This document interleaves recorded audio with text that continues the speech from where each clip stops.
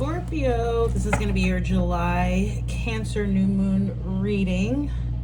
I'm using the Black Tarot. I'm going to try to keep these short. Okay, so you're getting the Queen of Swords and the Ace of Wands. Definitely could be talking about, like, I don't know why I just got like a creative outlet or hobby, or even if that's your career, like, but specifically I got like writing, painting, drawing, like, I don't know, it almost kind of felt like channeling. Look at you showing up there with the Death card. You've also shown up in a couple of the other readings. You can watch the other signs for your Sun, Moon, Rising, or Venus. Okay. Ooh, 9 of Coins. Okay. I forget which sign it was where I was like saying that I felt this energy, but the card didn't show up. But here it is. Abundance. And I always get gratitude with this card as well, right? That's what I was saying in that other reading, is that like gratitude greases the wheels of abundance here. I also got like an offering. Okay, this could be about, if you have an altar, like tend to your altar, okay, under this Cancer new moon energy. Love that. Okay. Ooh, and the Star card, Aquarius energy, healing, hope, light. I'm getting here, like, I don't know why I just got a gift. And yes, like, again, it's talking about like gifts, like if you're like what you're gifted at, what you're talented at. But I'm also getting like being gifted something. Maybe quite literally, okay, and that this could be like one of those things where you have to give to get. See what I'm saying, right? Or how gratitude greases the wheels of abundance. But I also get you. I get you getting something like in return. Like you offer and then it gets returned. Again, this could be quite literal, like an offer to some sort of, you know, spiritual or religious altar, and in return, like you get something in the material, right, in the 3D, in real life. Or it could even be like, you know, because this deck is so interesting, right, and the depictions are atypical. And in so many of the cards where you usually have a solo figure, including the 9 of Pentacles, right, which is the pre-Empress card typically, and the Star card, which usually has a solo figure also, right? There are pairings here, so it's giving me that like you could be, or someone could be offering you something, right? And so there's sort of this partnership or collaborative kind of energy I get coming to the fore here. Really interesting. And like I said, well, I don't know if I said this, but that has been thematic as well, okay, throughout some of the, especially some of the other readings, okay? Beautiful. 7 of Coins, which also made an appearance earlier, I think in Leo or Cancer, I forget. Anyway, 7 of Coins can talk about, for me, it can be sort of like a life review energy, like the sowing, what is it called? Sorry, Mercury retrograde sometimes gets me all like tongue-tied and twisted. Like reaping what you've sown, that's what it is, right? The seeds that you've planted, okay? This is such an interesting depiction because obviously this is some type of beach scene as well, which again, for an earth energy card, it's quite interesting. You are a water sign, certainly, Scorpios. I always call y'all the water of like the desert, right? Like, which is interesting because sand, right? Like, I don't know, there's this spirit is drawing you back to something about yourself, like something that is sort of implanted, right, within you, like something you were born with. Again, sort of thinking along the lines of your gifts or abilities or talents. Really interesting. This reading, okay, like sometimes I feel like readings require like a spiritual depth.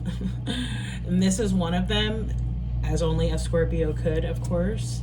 10 of Coins, love it. penultimate success, right? And again, certainly could be talking about some sort of partnership here. Could be romantic, interpersonal. We do have a lot of earth energy showing up here, so it could involve an earth sign, Capricorn, which you have a lot of overlap, Scorpio, with Virgo and Capricorn. But it could be talking about one of those signs or a placement of yours, or Taurus, of course, right? But yeah, it could be an interpersonal, but it could be like a situation where you are both like partners in life and in work, okay? Could be, not for all of you, certainly. I love that card showing up there at the top. And you have the Wheel of Fortune. Okay.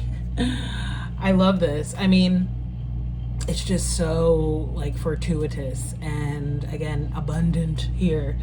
For those of you who likes to gamble, this would be a good time. I'm not saying you're gonna win, but if not like literally gambling, like taking, which again thematically came up in one of the other readings, taking a gamble, like taking a chance, taking a risk, taking a leap of faith. Again, look at that. It's just so beautiful. Look at this.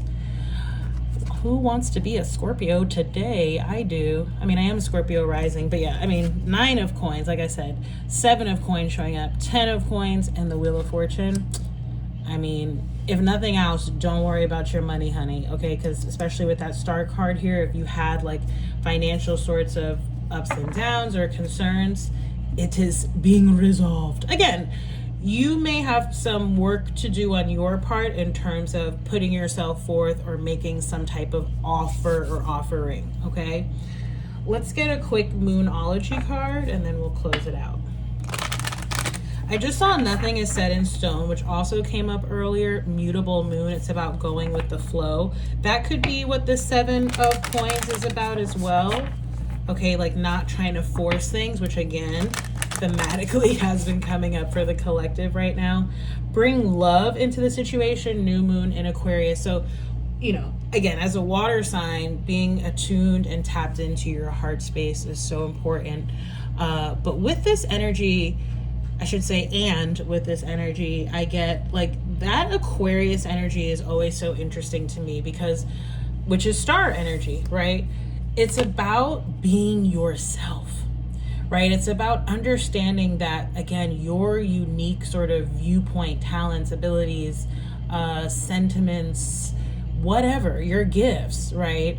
That you have those for a very explicit reason, and that there are people for whom, like, that is marriage. Not literally, maybe, yeah, like, yes, literally in some instances, but I mean to say, like, it's almost how they say, like, put yourself out there because, like, there are people that are looking for that, right? Like your audience, like who you speak to.